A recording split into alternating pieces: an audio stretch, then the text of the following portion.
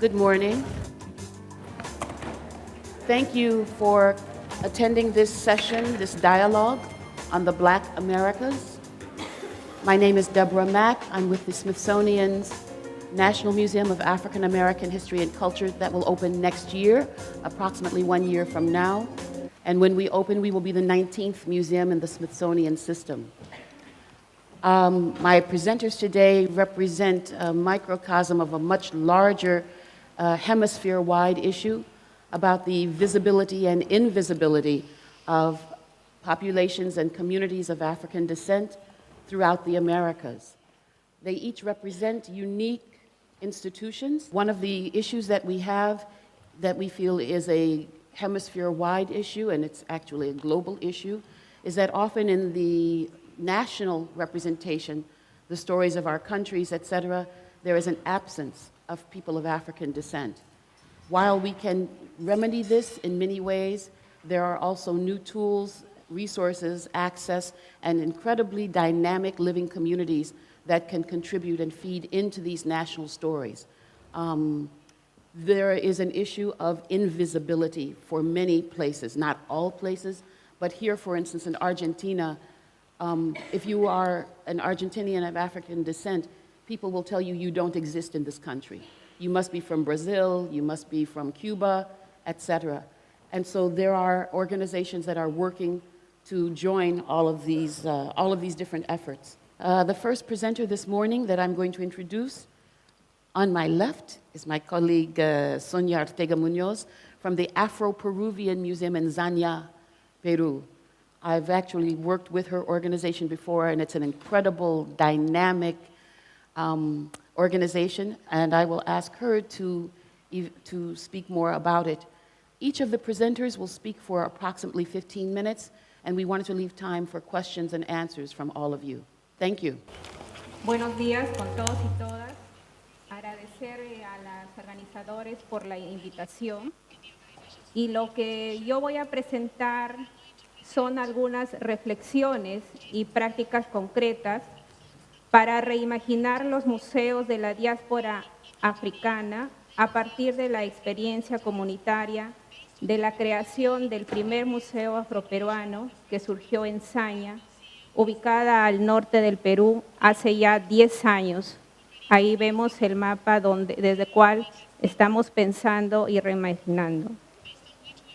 Primero, debemos partir señalando que en el Perú, a lo largo de la historia republicana, en los museos nacionales existe una carencia de representación permanente, cultural y ética de la herencia africana, el cual ha tenido y tiene un impacto sin precedentes en la historia, en la formación de las identidades culturales.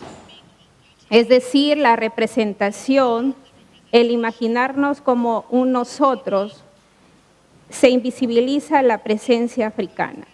Generalmente el estereotipo que se vende es Perú, país de los incas. Sin embargo, debemos señalar que en los últimos años ha existido un esfuerzo por realizar exposiciones temporales sobre la herencia de los afrodescendientes, pero han estado enfocados básicamente en dos aspectos. Uno tiene que ver con la música y la danza, y dos, el tema de la culinaria.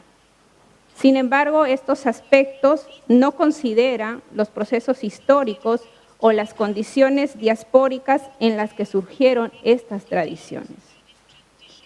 Otro factor del débil reconocimiento del aporte de los afrodescendientes ha estado relacionado con el hecho de ver a las poblaciones afrodescendientes como homogéneas y por lo tanto tienen la misma dinámica cultural, desconociendo así la diversidad de la experiencia africana en el Pacífico Sur. Tal como vemos en el mapa, la ruta afrodescendiente de los esclavos también está en el lado del Pacífico Sur. Ahora voy a pasar a los temas de los de los museos afros y la representación. Cómo presentar las historias, memorias y estructuras de sentir de la población afrodescendiente desde su perspectiva. Desde la experiencia de la creación colectiva del Museo Afroperuano en Zaña, un proceso que ha ido de abajo hacia arriba, nos ha hecho reflexionar sobre las formas y las maneras de representar la historia y la memoria de la diáspora africana.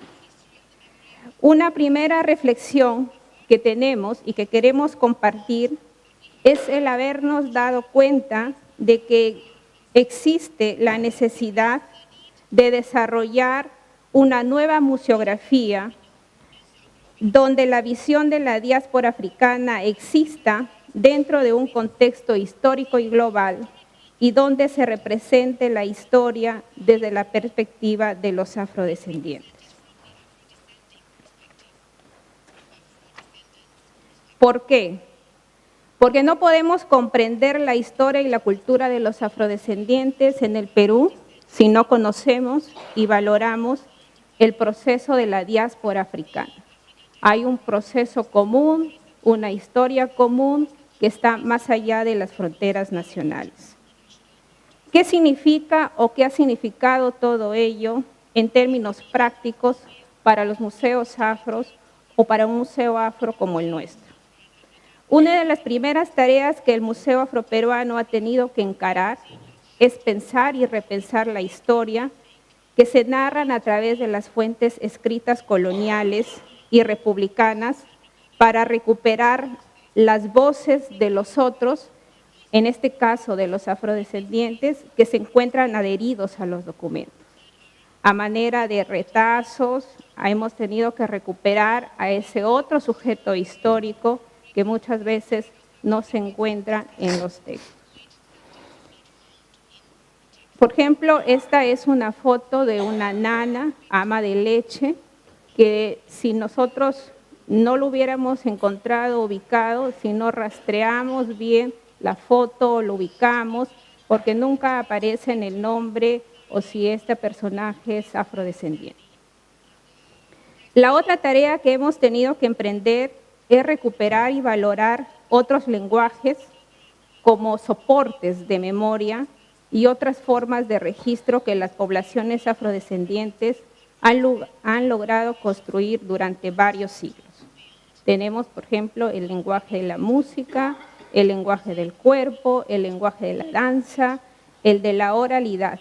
No olvidemos que a lo largo de la historia, estos fueron los únicos capitales culturales que tuvieron los afrodescendientes para resistir. Todas estas lenguajes, y esa es la importancia de valorarlas y reconocerlas, narran otras historias en otra materialidad y son tan legítimas como la letra.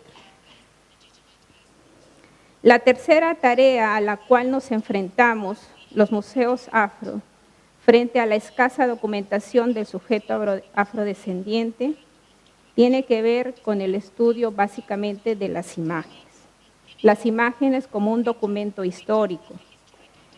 Las imágenes muestran detalles que a veces silencian los textos.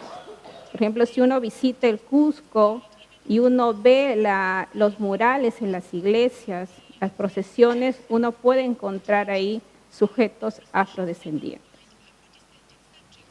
Y la cuarta tarea está relacionada con el hecho de cómo recuperamos en los museos las miles de voces que circulan en una comunidad de manera disímil. Creo que no hay una sola fórmula para ello. Consideramos que la comunidad debe participar en las diferentes etapas de construcción de un museo, ya sea desde el diseño, en el tema del guión, en la difusión, pero creo que hay que tener en cuenta algunas premisas. Una primera de ellas tiene que ver con la capacidad de desarrollar una capacidad de escucha basada en la empatía, en el respeto.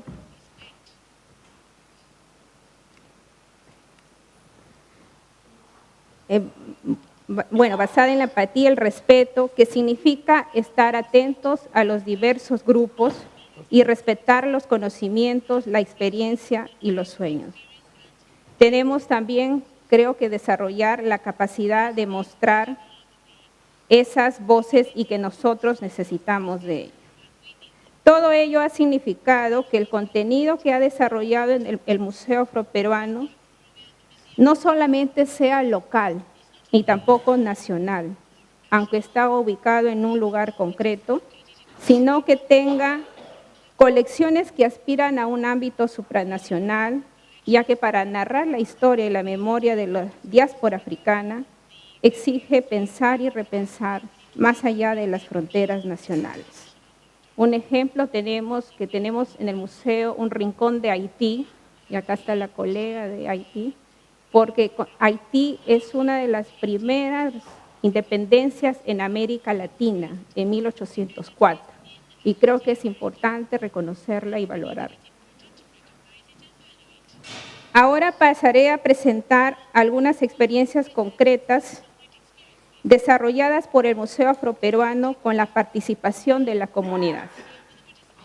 El primero tiene que ver con el rescate y la salvaguardia de instrumentos y danzas de la diáspora africana. A través de esto hemos logrado recuperar tambores, que es un elemento identitario de la población afrodescendiente y que se habían perdido en el Perú. También hemos recuperado una danza muy tradicional, la danza de los diablitos, que hace más de 200 años que no se mostraba. Y luego hemos podido rescatar el checo, un instrumento musical declarado ya Patrimonio Cultural de la Nación. La segunda experiencia está relacionada con un mecanismo de participación que hemos desarrollado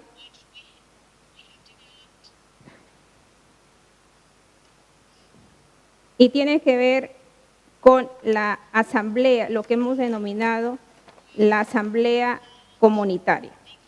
La asamblea comunitaria como un espacio de consulta en las cuales la comunidad tiene voz y voto y toman decisiones respecto a lo que es el patrimonio. A través de este mecanismo deliberativo hemos logrado inaugurar el Museo de la Libertad de los Esclavos de las Américas en un espacio denominado el Cerro La Horca, que es un espacio geográfico de memoria de la comunidad de Zaña, donde ajusticiaban a los esclavos.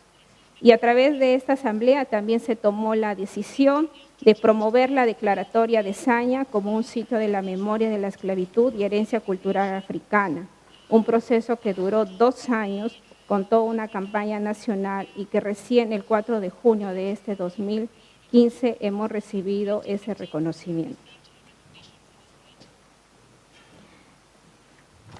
El tercer aspecto que hemos emprendido con la población es la experiencia de educación comunitaria, liberadora la llamamos, porque utilizando diversos espacios como las calles, las escuelas, las reuniones y también diversos lenguajes como texto, oralidad, danza, contacto directo con la comunidad, se ha promovido una educación para repensar la historia de la diáspora africana.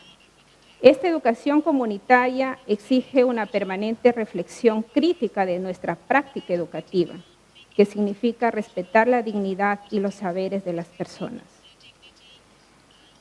Es necesario, consideramos, que desde los museos afros, pensar y reimaginar una pedagogía para la enseñanza de la historia y cultura de la diáspora africana.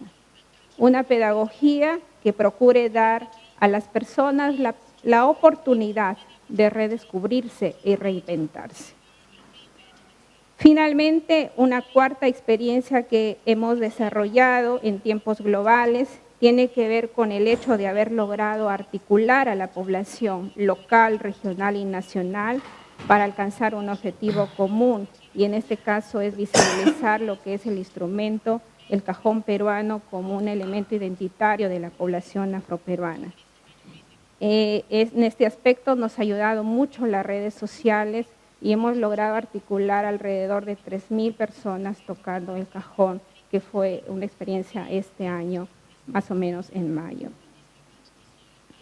Un elemento clave que nosotros hemos descubierto con esta experiencia es que el Museo Afroperuano ha logrado construir una institucionalidad para articular a la población afrodescendiente, que de por sí la dispersión es irreversible. Quisiera plantear finalmente algunos desafíos que tenemos como museos afro. Un primer desafío, y eso ya lo he dicho anteriormente, tiene que ver con la necesidad de construir una nueva museografía. Los museos afros debemos ser capaces de articular en nuestras exposiciones memorias y voces de la comunidad con el contexto general de la experiencia de la diáspora africana. Este carácter diaspórico de la experiencia africana nos lleva a una orientación museográfica diferenciada, puesto que tenemos que incorporar representaciones y mayores elementos de la diáspora africana en 4 niveles: local, regional, nacional y continental. Un segundo desafío es que tenemos que desarrollar en las comunidades afrodescendientes una visión integral de sus patrimonios. Es importante reconocer los elementos comunes de la diáspora africana, pero también es necesario visibilizar las dinámicas particulares que se forjaron en cada uno de estos países. Otro reto para los museos afrodescendientes es mostrar las nuevas formas de representación de la esclavitud. La ruta de la esclavitud, pero también la ruta de la libertad, que conecte pasado y presente y exprese una visión crítica de los hechos y revele las condiciones diaspóricas en las que forjaron sus vidas. Nuestra mirada de la esclavitud actual es fragmentada. Necesitamos tender mayores puentes, un puente entre Sudáfrica y el Caribe, otro entre América Latina y los Estados Unidos, a fin de conocer el proceso de la diáspora en cada uno de estos espacios geográficos. Otro desafío es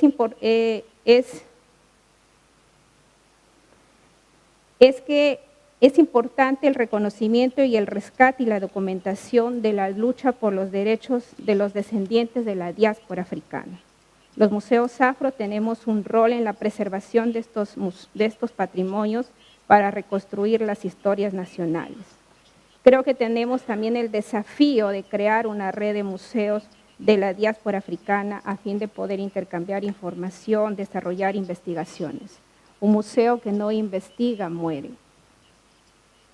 Finalmente, la ONU ha declarado el diseño de los afrodescendientes y por lo tanto creo que uno de los desafíos de los museos afros tiene que ver con el tema de la representación, la justicia y el desarrollo.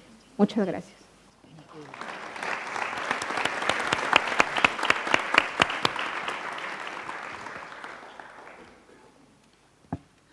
Our second presenter, Eveline Pierre, from the Haitian Heritage Museum in Miami, will be describing the inaugural work that she and her team have begun, and they've been in existence for nearly a decade, I want to imagine.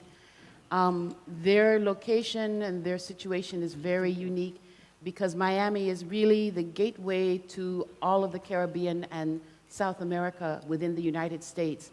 And therefore, this museum is in the middle of a nexus of multiple cultural identities, etc.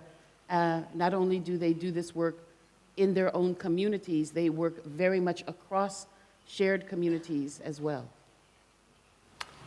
Good morning. Buenos días. Me llamo Eveline Pierre. Muy gusta Argentina. Me habla un poquito español. Okay, claro? All right. So again, my name is Eveline Pierre. I'm with the Haitian Heritage Museum. I'm really excited to be here this morning because I really believe that living in South Florida, you get a taste to see of the Caribbean and also South Florida. We've been around for 11 years, actually. This is our 11th season. We were started back in 2004.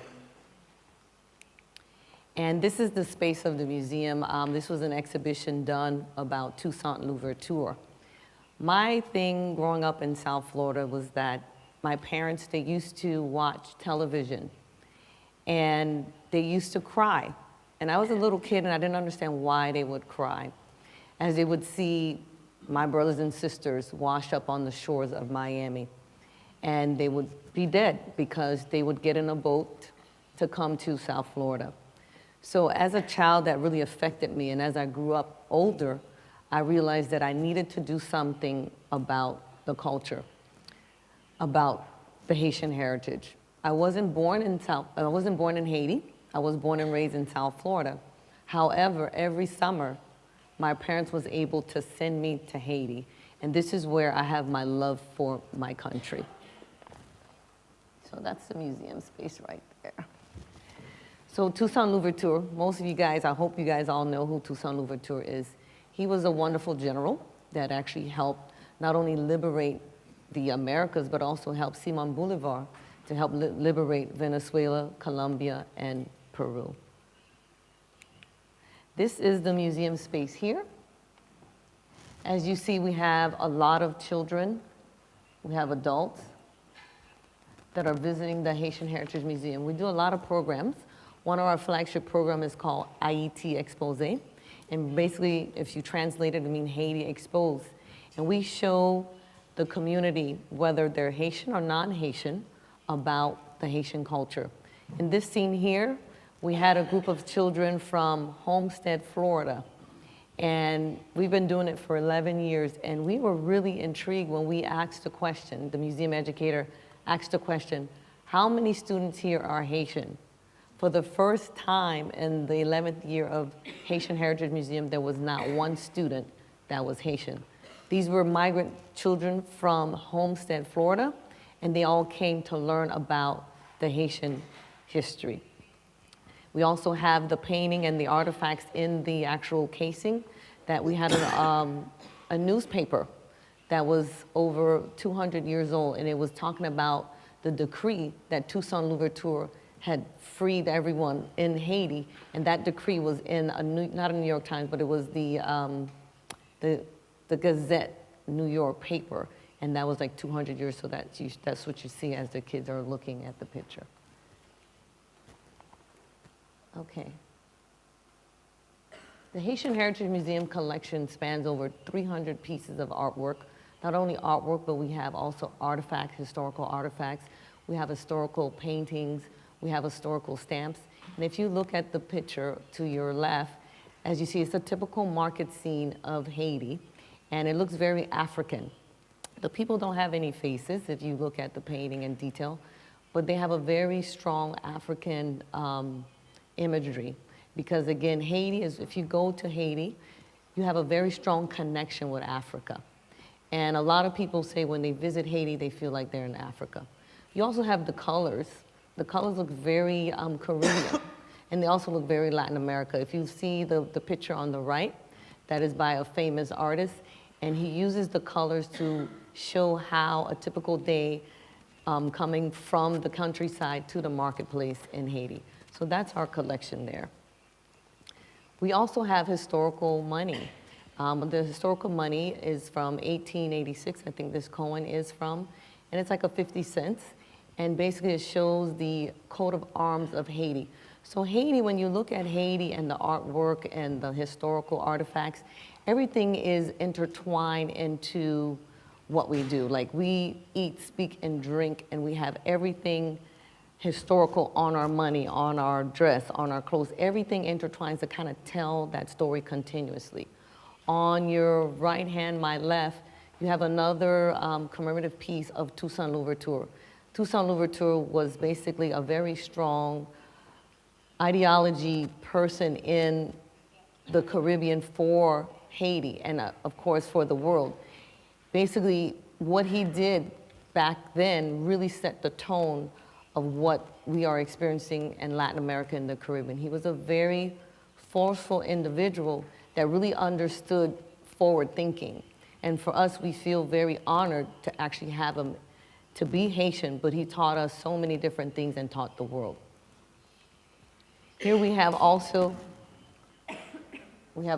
part of our collection, stamps, which if you look onto the right, my left, the wonderful, beautiful first Haitian queen of Haiti. She actually went to compete in the international pageant. If you guys know, they always say Haitian women are beautiful. And there's a queen of pageantry for every aspect of Haiti. You have a queen for, you know, grassroots, you have a queen of, you know, the stars, everything that you can imagine, you have a queen for. Also, we have a commemorative piece on the left, again, of Toussaint L'ouverture. This was done by UNESCO to commemorate the 200 years of anti-slavery abolishment in Haiti. And this piece is very significant because for the first time it was presented to actually and commemorate not only Haiti's abolishment of slavery, but it was also presented to someone in Brazil to actually help them start their not anti-slavery, but also to continue their anti-discriminatory system that was actually happening in Brazil. Our neighborhoods, being from South Florida, you'd think that we're all Latin in South Florida, but we're actually Caribbean influences there too. South Florida has the third largest minority population, which is the Haitian people. The first largest minority population is actually Cubans, and the second minority population is Colombians. So the third minority population is Haitians. And what do you do while you're in the region? What do you do as the third minority population? Well, we're very heavily influenced in South Florida. When the Haitians first came over, like I was telling you that story, that the Haitian people, they actually washed up shore. They didn't have a lot of political clout. And when we were starting the museum, I remember going to different stakeholders in the community. And I went to an affluent family, and they were of mulatto descent. And they're like, Eveline, we noticed that you're making the museum. You cannot make it too black. And I was like, wow, that's really interesting. Do you see what I look like? So I took that as a grain of salt. Then I went on to the next organization, and it was professionals, blacks, you know, doctors, lawyers, and they were, you know, African Haitian. And basically they were like, hey, Eveline, I see you hanging out with the mulattoes. You cannot make the museum too mulatto. And I'm like, oh my God, this is really interesting. So then I get to the common folks of South Florida. And these are the people, you know, who are not, you know, educated. They're, you know, of the commonality. And they're like, well, we can't do anything for you. We can just pray for you. So it was really interesting to see all the different dynamics of the Haitian culture, because we have so many different dynamics in the community. And it was very important that we, as the Haitian Heritage Museum, show our heritage. And this is the reason why the name is so powerful and what you call your institution, because we are heritage. That doesn't mean just the white side, that doesn't mean the Lebanese side, that doesn't mean just the Israeli side, doesn't mean the Chinese side only. It means the entire island of Haiti. That's the heritage. And a lot of people don't understand that.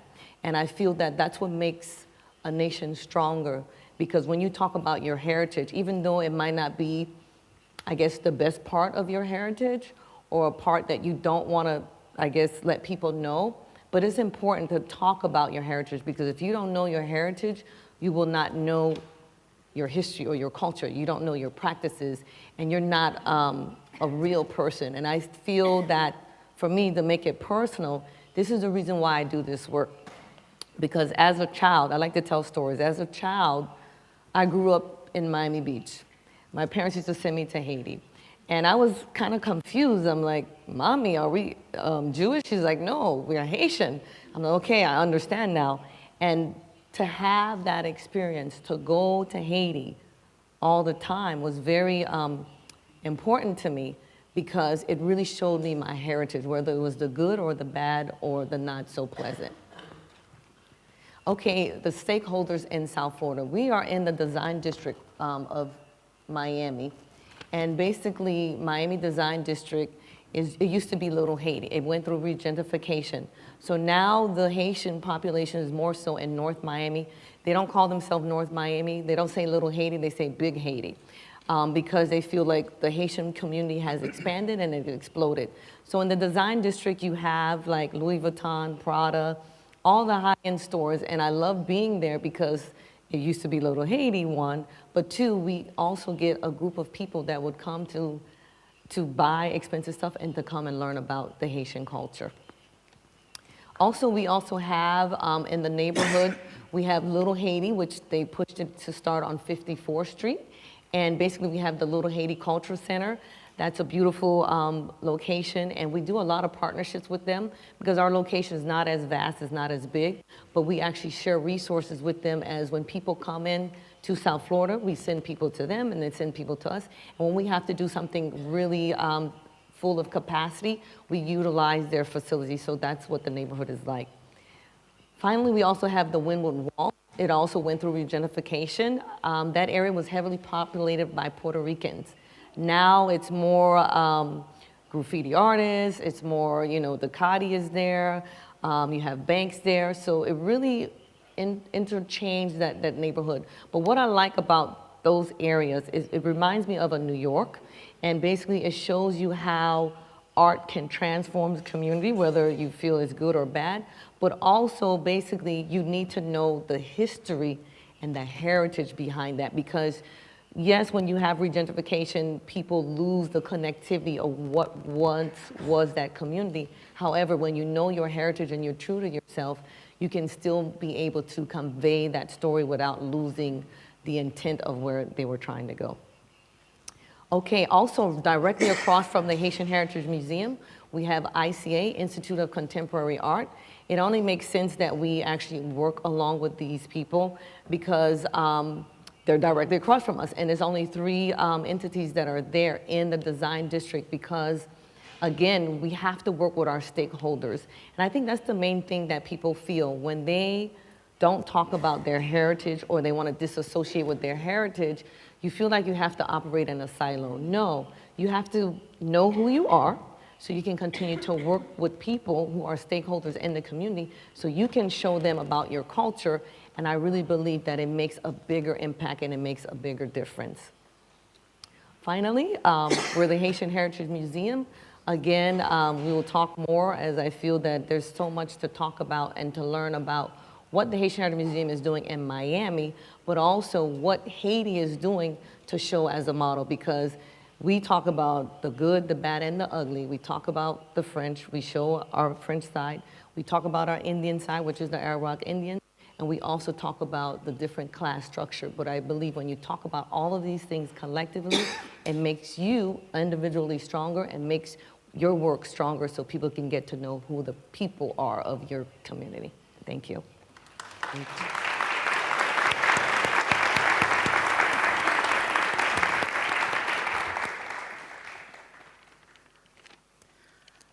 Our third presenter, Marcelo Nascimento Bernardo de Cunha, is from the Federal University of Bahía in Salvador. He is the director of a university-based museum. And again, for those of you who work in university museums, there are a range of stakeholders that also include your formal academic colleagues, students, as well as your surrounding communities.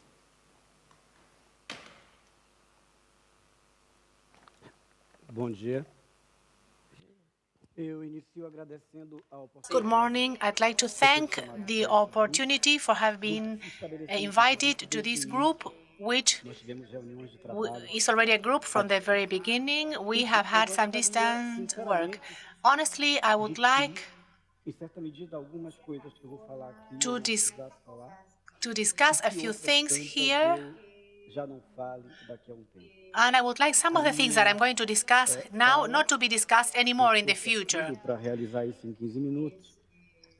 I'm making a big effort to say everything in 15 minutes. I'm talking about shame. And the second talks about pride. So shame and pride. I come from a territory, Brazil, which is in a big continent. Brazil has a special configuration. there is the blackest territory of this continent. So I spoke with someone at the table coming from Peru, and she asked a question about the imaginary, and she said, yes, in Peru we also have black people. Not only do we have black people, Salvador, the capital of Bahía, is the second blackest city in the world with the highest number of black people. So it's the second blackest city of the world, even in comparison to African cities. This comes or results from a flow of millions of black women and black that were enslaved from the 16th century to the 19th century. Those people were brought to be enslaved from other territories, as slaves from other territories, from other continents. They are part of our shame. We were the last. Our shame is that we were the last nation to abolish slavery about 100 years ago. Curiously enough, in spite of this, we speak very little of Brazilian slavery as in terms of process. There's little thought about this slavery process. England, one of the main machines of this, has a program that has to do with slavery minorities. Also, the Netherlands. But in Brazil, it's like a cynical stance. It's as if slavery were not a problem of ours in Brazil. It's as if this had been perpetrated by the Portuguese. However, the reflections of slavery continue in 2015. This country that was responsible for this tragedy of exploitation of women and men is not addressed and faced this problem of slavery. On the other hand, if you visit Brazilian museums, the approach perspective of black women and men is always based on slavery. But slavery is not thought as a problem. The slavery phenomenon is not discussed, and the impacts to the present are not discussed either. The black people that appear in the museums are slaves, however.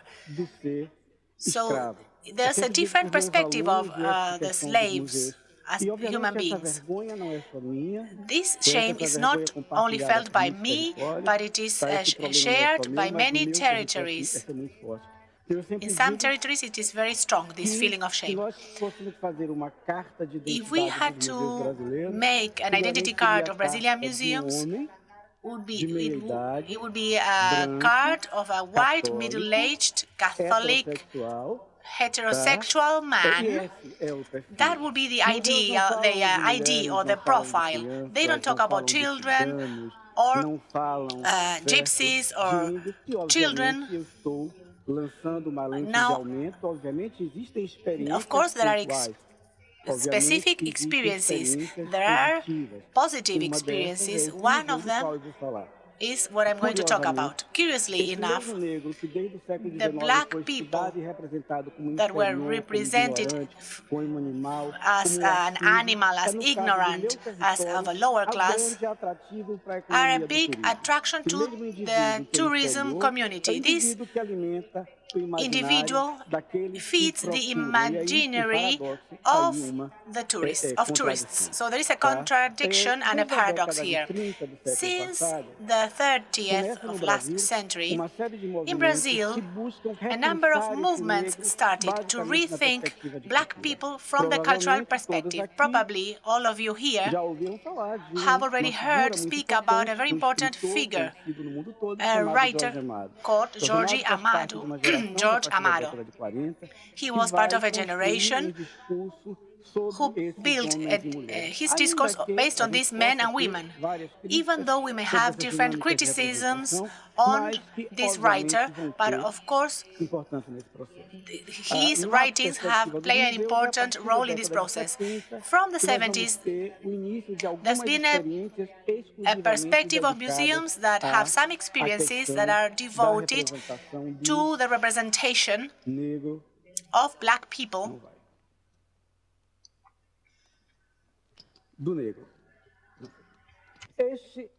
desde a década de 70 e na Bahia and in Bahía de 70 e in the 70s and 1974, the Federal University of Bahía, it had the first academic center in Brazil devoted to further relationships with Africa and exchange of academic information, thought about having an Afro-Brazilian museum with a university base. This was a center for research, of which I am part. So this museum was set up given this perspective to value the Afro-diasporic roots. So given this, it was born from this context, and it has a strong relationship with local Afro or African communities. It also holds relationship with African countries which build this large heritage of the Afro-Brazilian Museum. So this museum is at the heart of the historical center of the city of Salvador. It is one of the most visited museums. It is visited by the people who are after the Black Bahía, the Bahía where black people and white people live together in harmony, in the roads, in total happiness. These are two scenes, capoeira. You see the Afro-Brazilian Museum, and you see the women dressed as baianas with the white dresses. And this is what tourism likes. They are posing for pictures because tourists want to take this souvenir of this place. So this museum is located in one of the most visited spaces of the city. This diasporic culture can be smelled and felt throughout all over the place. We have some more scenes or pictures of this area. This is one of the streams, the restoration and valuing of this image. I'm not saying that this is not interesting, but what I mean is that there's also this. We have tens and hundreds of children living like this. I'm no longer the director of the museum. I was the director of the museum for some years. Since the 90s, this has been led with professors of the university. And until 10 years ago or less, we had to make do to fix things and organize this situation in the streets of the historical center. And there is another scene. If you go to Pelourinho early in the morning, you will find these people in the streets. Maybe in the afternoon, you will come across children who are totally stunned because of the effect of crack or other cheap drugs bought in the region. There is a historical area that has been restored in this historical center, but outside of it, you find this, which is a source of shame for us. These are not the best images to show to our brothers and sisters, but these are pictures that need to be presented. Two types of attitudes developed based on this preconception and racism in connection with this population. Symbolic violence, which always was manifested by the demonization of African originated religious manifestations. So a religious follow-up has entailed like a true war, a symbolic violence as well as physical violence. And the physical violence that materializes based on the police violence that this group was subjected to. This is the museum audience. It has three important segments. The school segment, because for over a decade, the Brazilian government has assumed that we are a racist nation. We have structural problems resulting from racism. Today, in the three instances, federal, state, and municipal, there are offices, at least in Bahía and in several other locations, there are offices devoted to the promotion and reparation. And one of the actions was to create a law that states that it is compulsory to teach Brazilian and African culture in all schools, even though it wasn't solved totally efficiently so far, it is there. So this has been identified as a place of education. So to abide by the law, schools would take students to this museum. So we have a school audience, but also the university audience, which helps the museum to continue. This is from museum students that study museology. So after graduation, they work on the Afro-Brazilian Museum. This museum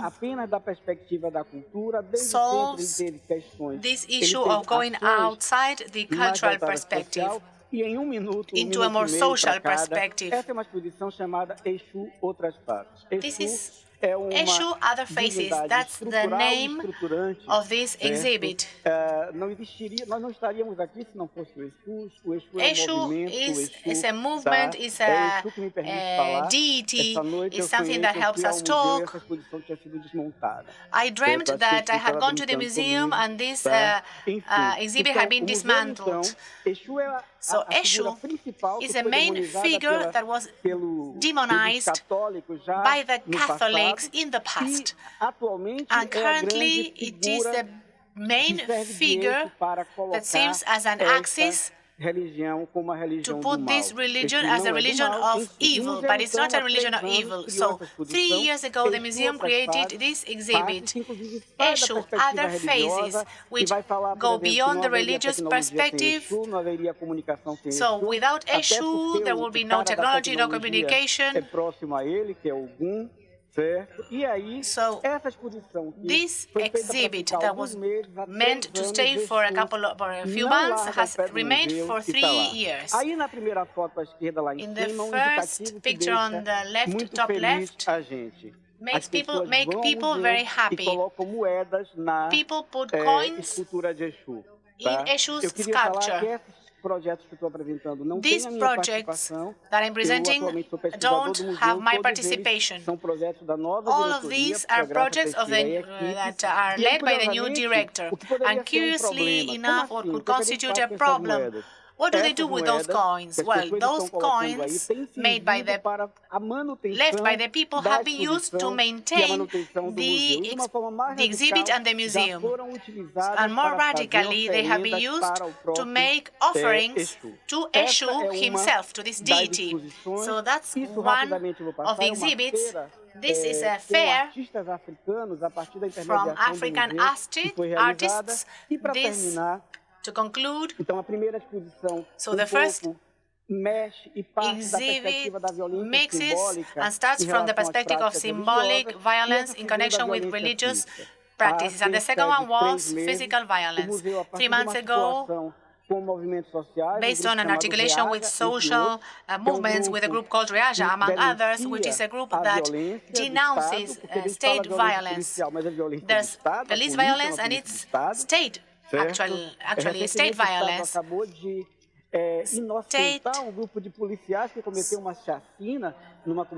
Because there was a raid in a black community made by police officers. So this is like a fight against marginality. And the death penalty cannot be ruled. So this was done with volunteers who are mostly black youngsters who don't have this reality. So this museum set up an exhibit that deals with the genocide of the young population. Not just the population, but this was the target of the young population, black young men and women who are killed every day, not just in Salvador or Bahía, but in Brazil as a whole.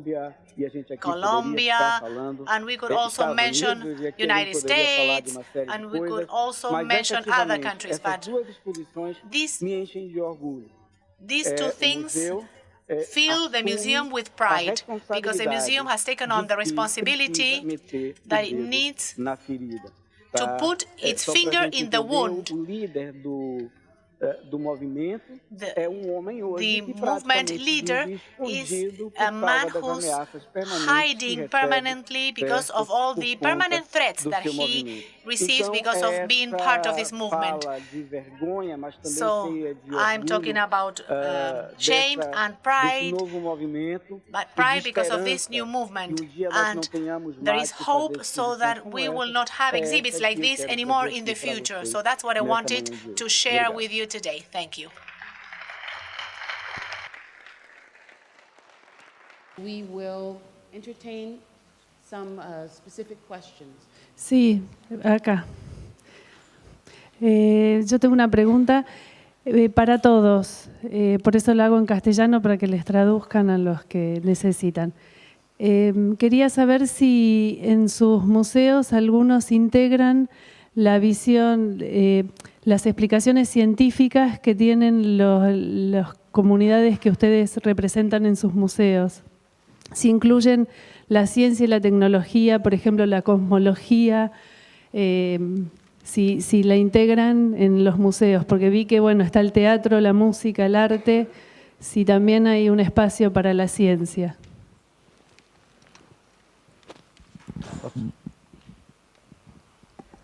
Bem, uma das questões que nós temos que enfrentar é exatamente essa. O discurso sobre a África, mesmo o discurso sobre esse museu que eu dirigi, é um discurso de uma África mítica tradicional. Ainda que pontualmente a cosmologia, ela sempre aparece. Mas a África contemporânea, a África tecnológica, a África da imaginada civilização moderna, ela não aparece nesses museus, mesmo esses museus voltados para valorizar. Esse é um dos nossos desafios, certo? Mostrar uma África antenada na pós-modernidade, que é uma África que existe. The question is in reference to technology. We actually incorporate technology into our exhibition. We just created an exhibition called The Rites of Passage, where we have an NFC technology piece where you actually scan with your iPhone. Where you scan with your iPhone, or you can scan with your Android. And when you scan over the actual NFC item, it'll take you to a video that's relating to the exhibition, or it would also take you to an audio that's related to the exhibition. Also, we actually have something that's called MC Square, Miami Caribbean Code, where basically, you know, South Florida has the largest population of the Caribbean people as a whole. And we decided to do a technology conference which kind of showcase all of the technology that is happening not only in South Florida, but also the technology happening also in the Caribbean, providing a platform. So we do utilize technology a lot. Thank you for your presentation. I'm curious about the word slavery and talking about people as slaves. And I'm just wondering what efforts are being made to change that narrative, because people are not born slaves. People were enslaved. And I think the power of words, and I don't know if there's a difference in Spanish, but it just stands out to me that what we're looking at are people who were indentured servitude. Like there's a whole different connotation to that. And just also, what are some of the educational curriculum mandates? Not just, I mean, there's mandates, but what kind of support at the post-secondary level, because you're here from a university, that actually reinforce teachers' education? Because I know in Canada, there's more Indigenous content coming up in our school curriculum. But what we're struggling against as Indigenous educators is that we don't have a bed of coals. Our educators don't have that fundamental knowledge. And so we're really trying to backtrack. You know, as much as we want to set these mandates, what kind of institutional support is there for communities to address this at a curriculum base, but also at the teacher college level? But also, you know, the word about enslavement is what I'm also curious about. In the United States, the language began to change in the early 1990s, and in public culture, public history, the reference to enslaved people was introduced, specifically in 1992. It's very, very common now, so that it's not a passive state. It references active violence, repression, and force. In the US, our curriculum, of course, is generally mandated, although there are national standards, state by state. In core curriculum at elementary and high school levels, it is now incorporated routinely. Some states, such as Mississippi, it is mandated in all school, public and private institutions. Not only the history of slavery, but the civil rights movement, for instance, into the 1970s, is core curriculum. I don't know for... Bueno, creo que desde hay esfuerzos por el tema de repensar la esclavitud. Y entonces no solamente planteaba el tema de la esclavitud, sino también el tema de la ruta de la libertad.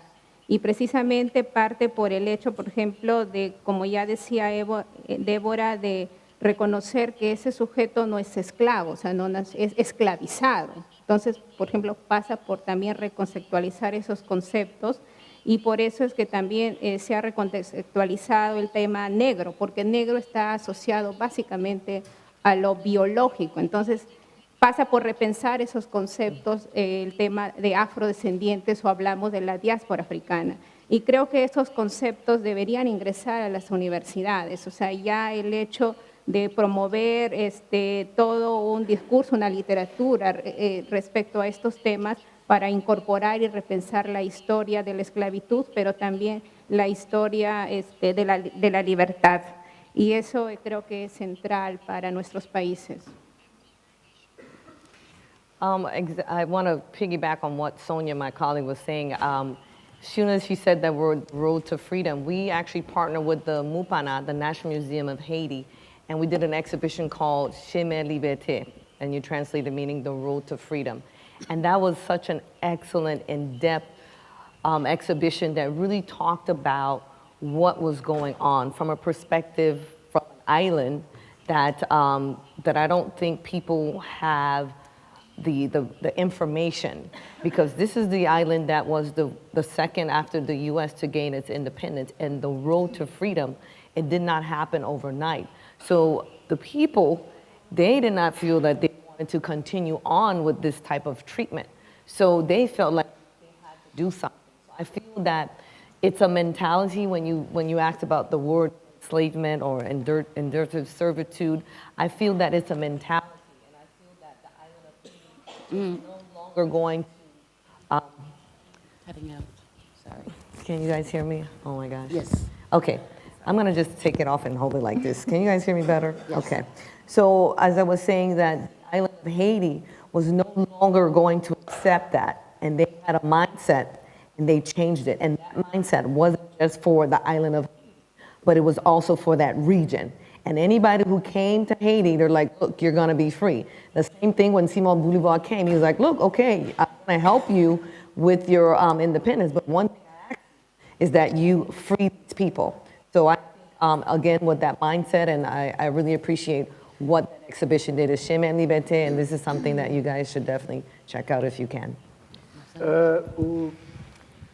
O tema escravidão ele é tratado nos nossos museus, mas a questão é exatamente a falta da perspectiva crítica e a reflexão sobre o que significa isso no presente e o que significou no passado. É como se a escravidão tivesse se extinguido e todas as suas mazelas com a abolição. A universidade a qual eu faço parte, por exemplo, tentando rever essa questão, é uma universidade que tem um curso de mestrado e doutorado. Já desde já faço uma propaganda e convido-os para irem para esse centro, é o Centro de Estudos Afro-Orientais, que é um curso multidisciplinar de estudos étnicos e africanos, certo? Que ao longo dos últimos anos tem atraído pesquisadores e jovens de várias partes do mundo e do Brasil para essa reflexão. Então, na perspectiva acadêmica, existem muitos avanços, mesmo na minha universidade. Os museus ainda não conseguiram acompanhar o avanço nos discursos, e a gente entende porque a dinâmica do museu, uma coisa é escrever uma tese e outra é reestruturar uma exposição. São dinâmicas completamente diferentes, enfim, mas existem sim possibilidades. E no caso do museu específico, é a partir do programa educativo que a gente atinge essa questão. Yo vengo de República Dominicana, que comparte la isla con Haití. Y haciendo la aclaración de que tenemos una política racista y clasista que tiene 500 años, reflexionando sobre los claros desafíos presentados por la compañera de Perú, que me parece muy aplicable a todos los museos, o casi todos los museos que yo he visitado en el Caribe, y la falta de visibilidad y de reconocimiento, como si los afrodescendientes hubieran sido también, o la esclavitud hubiera sido extinguida junto con los indígenas. Yo represento un museo de arqueología indígena, y en la investigación de qué hacer para que la programación del museo se pueda extender más allá de las paredes, empezamos a analizar el currículo nacional, tanto a nivel de primaria básica, de primaria, secundaria y universitario, y es casi inexistente el tratar eso como un producto de herencia. Pero, sin embargo, aplicando la reflexión de los desafíos y observando lo que nuestro Museo Nacional tiene, que tiene ya una museografía de 40 años y no apunta a ningún cambio, no apunta a ninguna inversión. ¿Qué recomendarían ustedes que pudiéramos hacer en conjunto a nivel de región para ir desarrollando herramientas que permitan trabajar desde la idea de lo que es un museo, que uno no puede romper eso de plano en la comunidad, para poder ir trabajando a nivel de extensión, en quizás con los elementos señalados también por la compañera de Perú, el teatro, la música, la gastronomía y la religiosidad, que esos son los elementos que casi siempre tendemos a identificar como algo palpable de la afrodescendencia, en los que asumimos eso como parte de nuestra cultura. Although what you're referencing is not at all unusual, in the spirit of TIPA, it's only possible if you partner. If you partner with others, not only within your museum profession, but you have to partner across countries in terms of sharing resources, information. One of the best benefits of the age we live in is that this is possible to work together in collaboration remotely, whether you're a community organization, an academic, in a specific museum. The only ways which many of us feel that this is going to change is by doing it not with your institution, which is ideal, but without your institution, doing it all together. That's why we are all here. And the point of our next session, to take additional questions, of course, is also to have people sign up to become part of that listserv, that collaboration. Most of the institutions that are here are working not only individually, it's mandatory they work across with educators, with community organizations, with healthcare networks, with other kinds of institutions, because there are so many different stakeholder audiences that come to this in different ways of understanding. One thing that we know in museum practice in the US many people do not learn by reading and writing. They learn by experience. They learn by direct communication. They learn through cultural modes that are either First Nation, tribal, indigenous. For African Americans as well, there are many regional cultures. If you are interested in reaching people, you have to understand where they are, and you reach them where they are, and you all move forward together. So there are as many strategies and recommendations as there are those of us in the room.